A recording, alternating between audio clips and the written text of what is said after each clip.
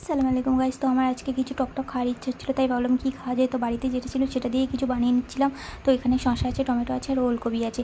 তো এটা দিয়ে কিছু বানাবো, সেই জন্য তেঁতুল আছে আর নিয়েছি চানাচুর আর নিয়েছি লেবু। তো প্রথমে আমি শসাটা কেটে নেবো। তো চলো তোমাদেরকে দেখাই। আমি প্রথমে শসাটা আমি ভালোভাবে কেটে নিচ্ছি।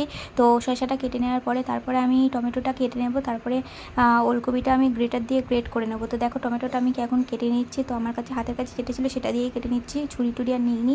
তো আমার এখন ওটা হয়ে গিয়েছে, দেখো কত সুন্দর লাগছে। এখনও রেডি হয়নি তাও।